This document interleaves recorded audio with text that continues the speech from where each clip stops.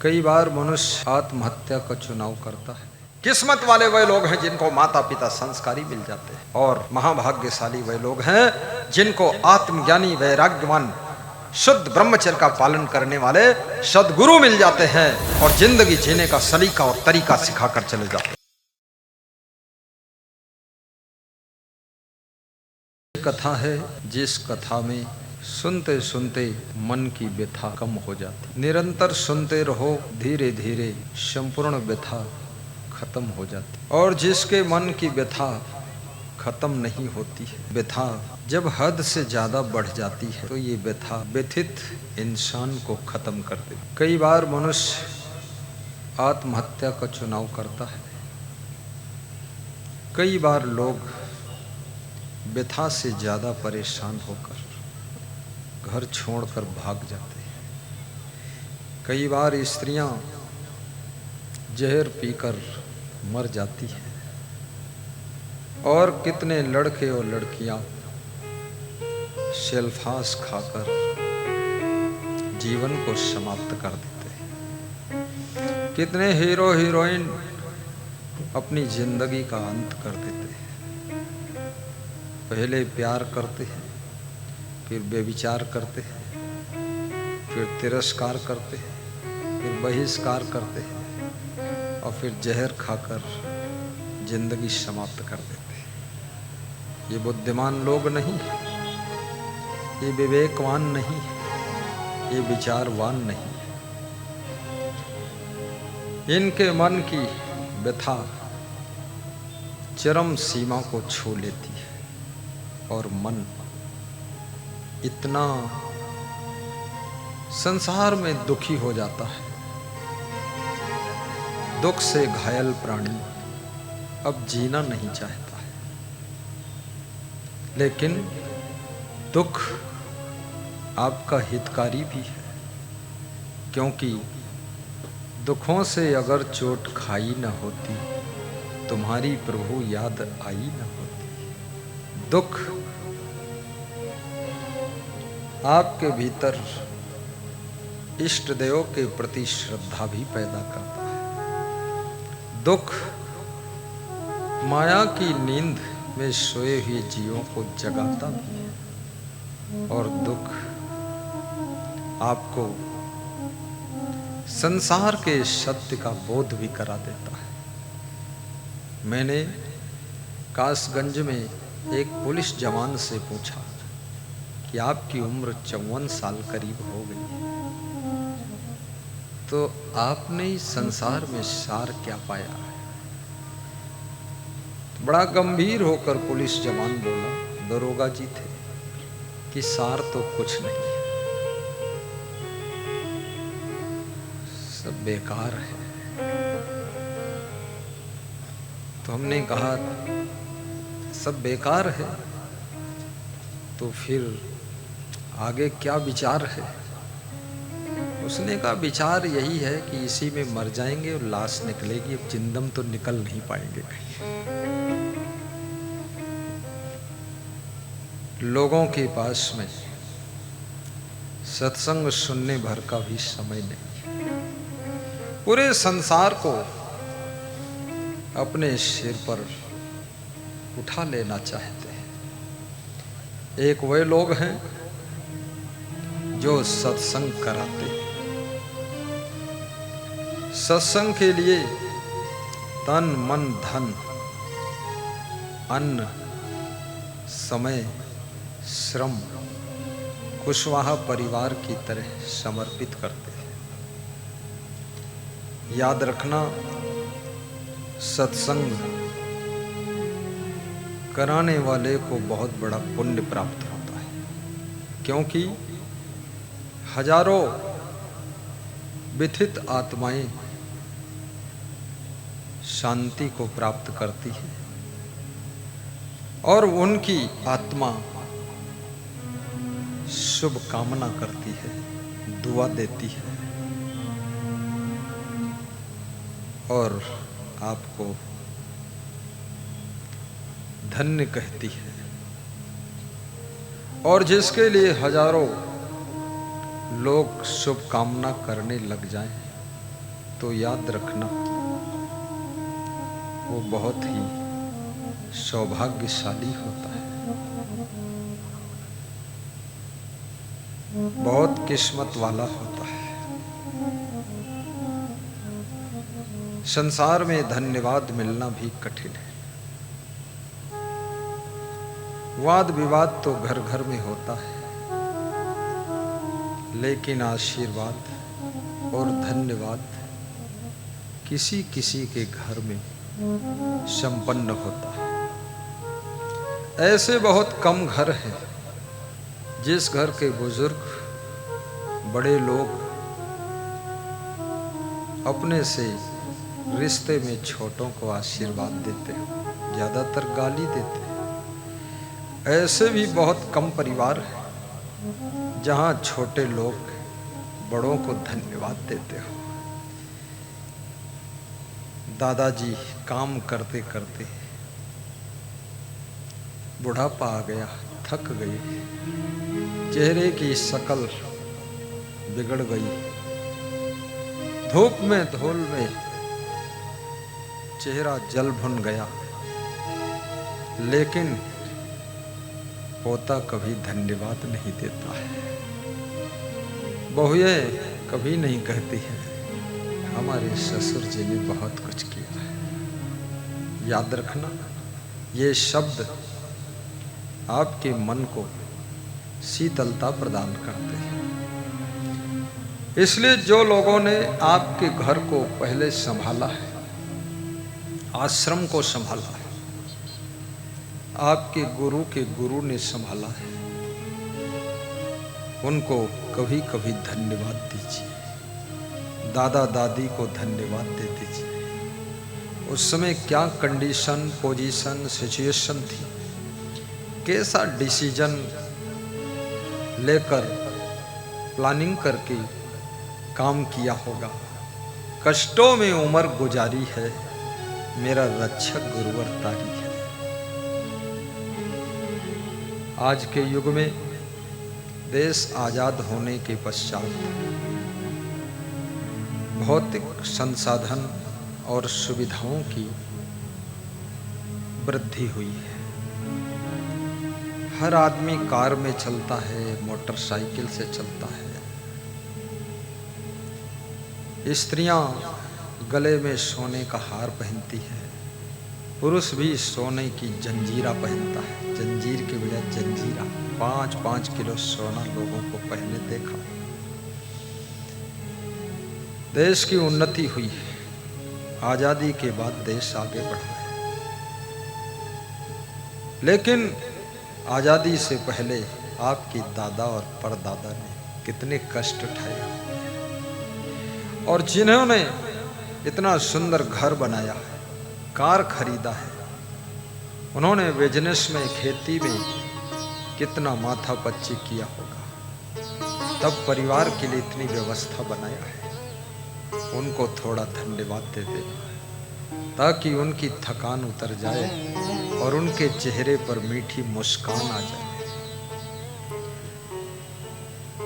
क्योंकि धन्यवाद मनुष्य को प्रसन्न कर देता है, आशीर्वाद प्रफुल्ल कर देता है। आशीर्वाद देना भी सीखो। अपनी बहुओं को आशीर्वाद दो, फलो फूलो सुखी रहो। बेटों को भी आशीर्वाद दो, पोतों को आशीर्वाद दो, पोतियों को आशीर्वाद दो, बेटियों को आशीर्वाद दो। आयुष्मान भव, सुहागवती भव, सौभाग्यवती भव, बुद्धिमान भव, धनवान भव, महान भव, श्रद्धावान भव, सुखी भव, ऐसा आशीर्वाद दीजिए। और प्रसन्न रहने का अभ्यास भी कीजिए। सत्संग में जाइए, प्रसन्न होकर सत्संग सुनिए और सत्संग में बातचीत ना कीजिए। मोबाइल भी मत चलाइए।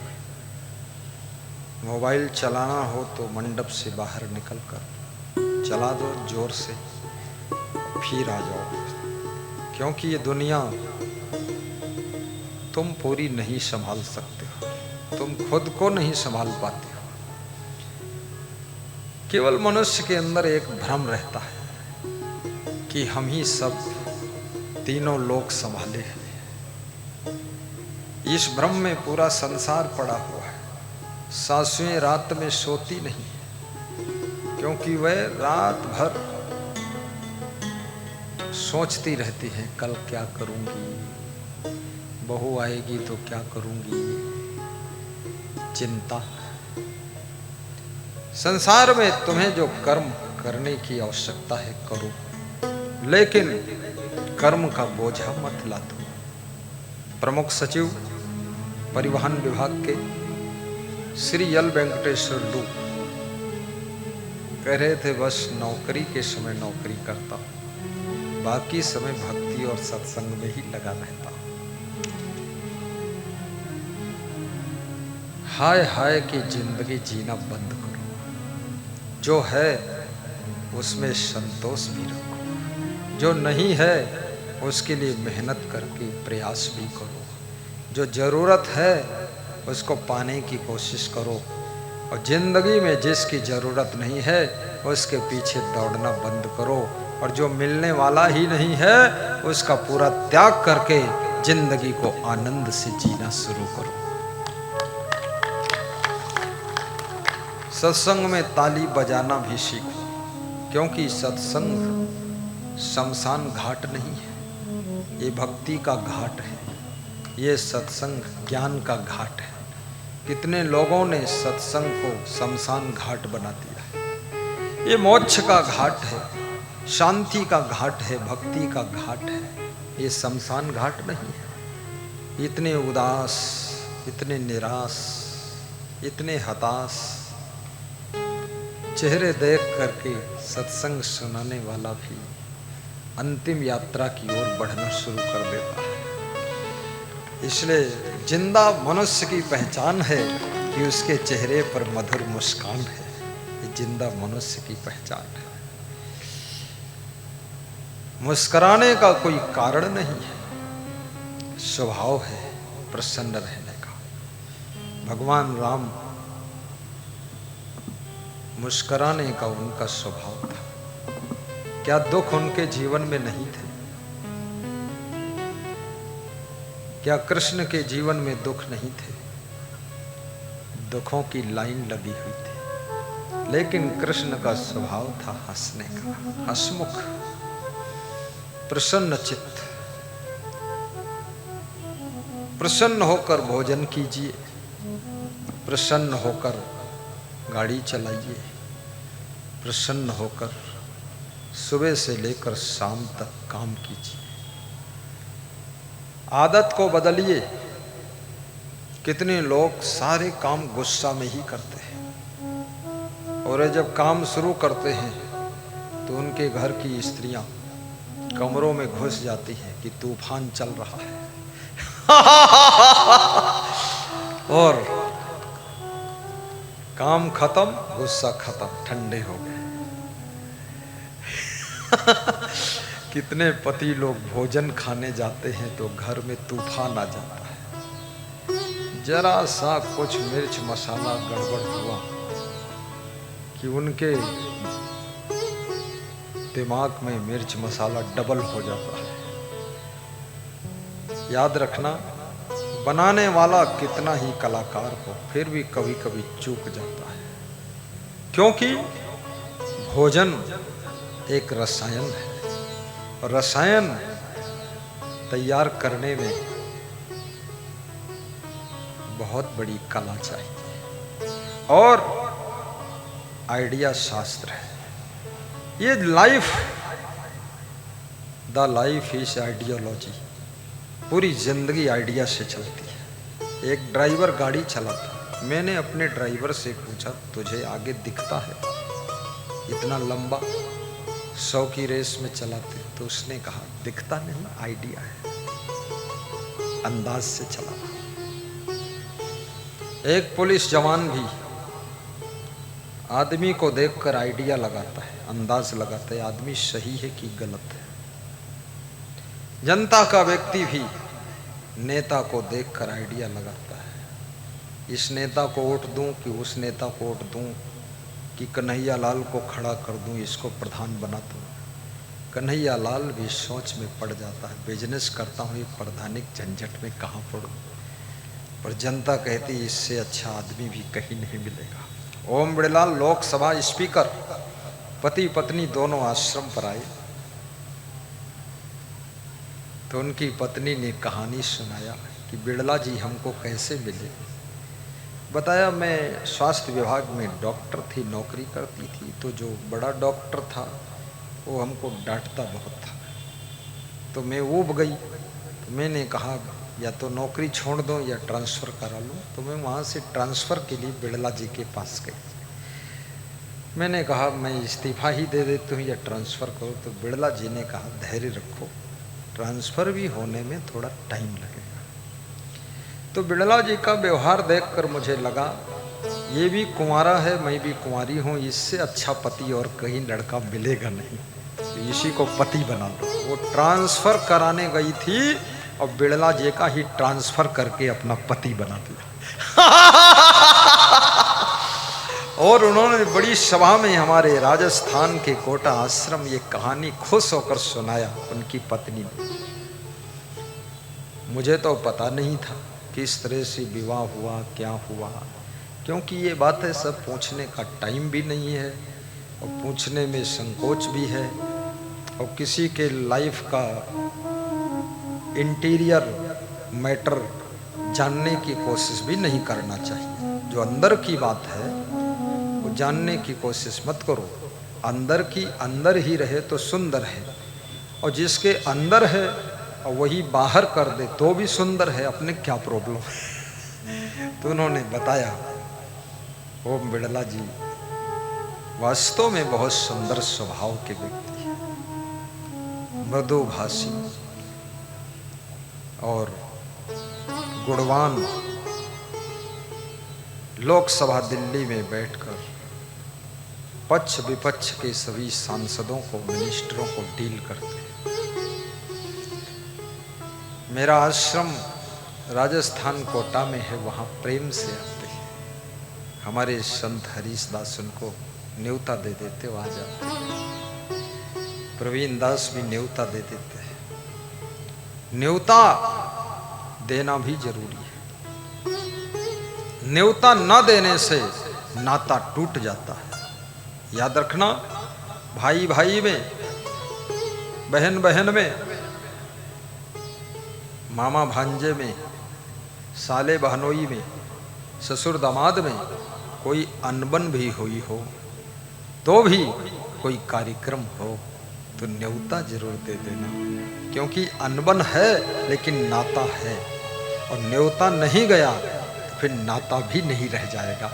इसलिए न्योता देना, न्योता सम्मान का विषय बन जाता है। कल साक्षी जी महाराज से हमारे संत जी ने, विधायक श्रीकांत जी ने बात कराई। साक्षी जी महाराज बोले अरे इतना बड़ा कार्यक्रम आप आ रहे हो, हमको तो सूचना नहीं मिली। तो हमने कहा हमारे भक्त न्योता देने आएंगे आपको, तो मैं भक्तों से कह दूंगा जरा न्योता दे देना, कोई टाइम जाकर मेहनत करके। खुश हो गए, बोले हम आएंगे। मदार नगर में साक्षी जी महाराज मदारी बनकर आएंगे, डमरू बजाएंगे। प्रेम का डमरू बजेगा, भाव का डमरू बजेगा, स्नेह का डमरू बजेगा, भक्ति का डमरू बजेगा। ऐसे हमारे मदार नगर में जो आता है ना वो मदारी बन जाता है। मैं भी मदारी बना। ये अभी दरोगा जी आए, ये भी मदारी हो गए, यहाँ सब मदारी है। मद खत्म हो जाए, जिंदगी का मद, घमंड, अहंकार, पद का अहंकार, ऊंचे ओहदे का अहंकार, बड़े साधु होने का अहंकार, ऊंची जाति का होने का अहंकार, धनवान होने का अहंकार, अहंकार का मद जब खत्म हो जाए तो समझ लेना तुम मदारी बन गए, तुम मदारी बन गए। हाँ, मदारी का अर्थ क्या होता है? मद धन अरी मदारी, मद धन अरी मदारी, संधि विच्छेद करिए। मद माने घमंड, अरी माने दुश्मन। घमंड का जो दुश्मन ज्ञान है, नम्रता है, सरलता है, सेवा है, वो आपके जीवन में बढ़ना चाहिए, तब ये मद का नशा उतर जाता है। एक तो मद्य कहते हैं उसको, शराब को, मद्यपान करना यानी नशा। दूसरा ये मद का भी नशा है। ये नशा कम नहीं है, ये बोतल में नहीं मिलता है, न पौज में मिलता है, ये टैंकर में मिलता है, पूरा फुल रहता है, बिना पैसा के मिलता है। वो आदमी को बहुत भटका देता है। रावण के ऊपर भी मद का नशा चढ़ा था, दुर्योधन के ऊपर मद का नशा चढ़ा था, कंस के ऊपर मद का नशा चढ़ा था। और याद रखना, जिसके ऊपर मद का नशा चढ़ जाता है तो भगवान भी उसको मार देना ही पसंद करता है कि इसको मार दिया जाए। बोलिए सद्गुरु भगवान की जय। मद आपको मदहोश कर देता है, बेहोश कर देता है, एक जोश में ला देता है, होश हट जाता है। इसलिए मद का नशा ना चढ़े। ये मदारीपुर, मदारी नगर बड़ा अच्छा गांव का नाम है। मैं बहुत दिनों से सोच रहा था ये मदारी नगर क्यों नाम है। आज व्यास गादी पर बैठते ही याद आ गया कि मद, मदारी, मदांध, इसका अर्थ क्या होता है। धन्य है मदारी नगर, धन्य है हमारे भक्त। इन्होंने हमको भी मदारी बना दिया, जादूगर बना दिया। ज्ञान गंगा बहाइए। श्री कन्हैया लाल कुशवाहा, श्री जगरूप कुशवाहा, दोनों भाई खड़े हो। राजा राम कुशवाहा, गजराज डॉक्टर कुशवाहा, हरिपाल कुशवाहा, रामचंद्र कुशवाहा, अरुण कुमार, संदीप कुमार, रंजीत कुमार, कुलदीप, प्रदीप, अनुज, निर्मल, श्री राम कुशवाहा, दुलारे कुशवाहा, डॉक्टर राजा कुशवाहा और पत्नी घुराना देवी, सोमवती देवी, मुन्नी देवी, दुलारा देवी, रंजना देवी, निशा, पूजा, ज्योति, ये बेटियां, ये पूरा परिवार गुरु की भक्ति में डूब चुका है, गुरु की भक्ति में डूब चुका है। श्रद्धा अपार है, श्रद्धा अपार है। आज मुझे चांदी का खड़ाऊ दिया है। कितनी मेहनत से बन, पैसा की बात उतनी नहीं है, बात है उसके लिए सेटिंग करना, प्लानिंग करना, फिर डिसीजन लेना और फिर किस तरह के बनना है इसमें दिमाग लगाना, और बात को पैसा खर्च होता है। तो मैंने पूछा कितने पैसे लगे। उनका मन बताने का नहीं था कि बताऊंगा तो गुरुदेव को भी चिंता हो जाएगी, चेला का ज़्यादा खर्च हो गया। तो फिर मैं दबाव डालकर पूछा तो बोले ज़्यादा नहीं गुरुदेव, केवल 21,000 अर्थात 21,000 का खड़ाऊँ है। ऐसा खड़ाऊँ, गुरु की कीमत सोना चांदी से भी ज़्यादा है। जिनके पास बहुत सोना है, बहुत चांदी है, हीरा है, जवाहरात है, उनको भी चैन नहीं है, लेकिन गुरु अपने ज्ञान से लाखों करोड़ों दिलों में चैन पैदा कर देता है, शांति पैदा कर देता है। इसलिए ऐसे गुरु को तो चांदी के खड़ाऊ पहनना ही चाहिए। बैठिए। कभी लकड़ी के भी पहनता हूँ और कभी हवाई चप्पल पहनता हूँ, फिर हवाई जहाज में उड़ता हूँ, और कभी नंगे पांव भी चलते हैं। हर हाल में खुश रहने का अभ्यास है।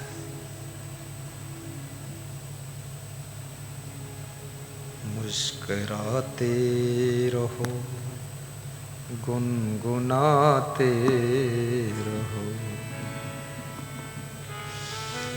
मुस्कुराते रहो, गुनगुनाते रहो। वक्त जीवन को यूं ही निकल जाएगा।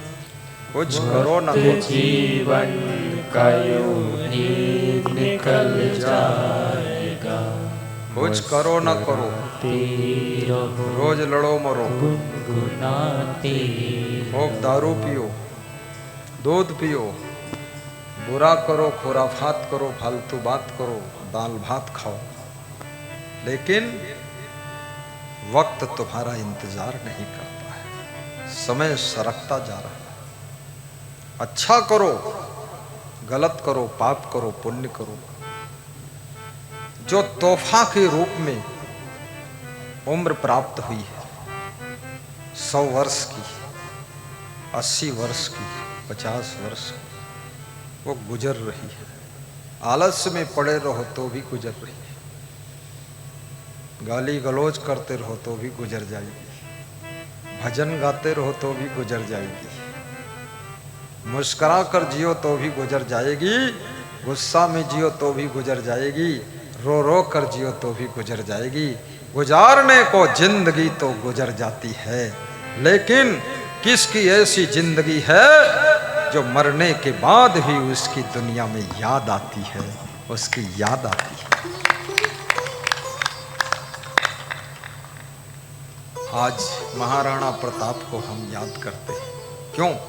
साहस के कारण, वीरता के कारण। वीर शिवाजी को याद करते हैं क्योंकि हिंदू हृदय सम्राट होने के कारण। आज कबीर को याद करते हैं निर्भय हो करके सत्य वाणी प्रेषित करने के कारण। तुलसीदास को याद करते हैं राम का गुणगान करके घर घर में, घट घट में राम की महिमा को स्थापित करने के कारण तुलसीदास को भी याद किया जाता है। सूरदास को हम इसलिए याद करते हैं, आंख से अंधे होने के बावजूद भी 1.25 लाख पदों की रचना किया था, और जिनके आंख है उनको एक पद याद नहीं, आंख नहीं थी उनको 1.25 लाख। कमाल है, अगर 1.25 लाख पद रचना है तो आंखें फोड़ो पहले। आंख बाधक नहीं है, आंख फोड़ने की जरूरत नहीं, आंख की दृष्टि को शुद्ध करने की जरूरत है। नजरें बदली तो नजारे बदल गए, किश्ती ने रुख बदला तो किनारे बदल गए। नजरें बदली तो नजारे बदल गए, और किश्ती ने रुख बदला तो किनारे बदल गए, किनारे बदल गए। नजर बदल लो सब ठीक है। कितने लोगों के लिए ये दुनिया नरक है, लेकिन विवेक की दृष्टि जिनके पास में है, पूरा संसार उनके लिए स्वर्ग है। वे जहाँ रहते हैं वहाँ स्वर्ग बनाते। कन्नौज के एसपी रामानंद जिस समय हुआ करते थे, उन्होंने मुझको बुलाया, पुलिस लाइन में सत्संग कराया, 2 दिन में वहाँ रहा। तो सब कुर्सियाँ देखा मैंने, उन पे सफ़ेद कवर चढ़े थे, फूल, गमला, सिटिंग। तो हमने कहा पुलिस लाइन तो ऐसे लग रही आश्रम जैसे है। बोले मैं जिस पुलिस लाइन में पहुंचता हूँ उसको आश्रम बना देता हूँ, स्वर्ग बना देता हूँ, चाहे 6 महीना रहूँ। स्वभाव है कितने लोगों का तो ऐसा स्वभाव है, गमला रखा हो तो उस पर पान की पीक थूक देते, गमले के पत्तों पर पान थूक दिया। फिर कुर्सी है तो उस पर तंबाकू का कचरा डाल दिया। फिर दारू पीकर थोड़ी बहुत दारू छिड़क दिया ऑफिस में, खुशबू हो जाए। हाँ, थोड़ा कांस्टेबल के कान में डाल दिया दारू, तो भी सुखी हो जा। कांस्टेबल बेचारा, ऐसे ही नाम ही उसका कांस्टेबल, सबकी कानिस तो ढूंढते ही रहता है, उसके कान में। सौभाग्य उनका है जिनको अवसर भी सुसभ्य, संभ्रांत, सुशिक्षित और संस्कारी मिल जाए।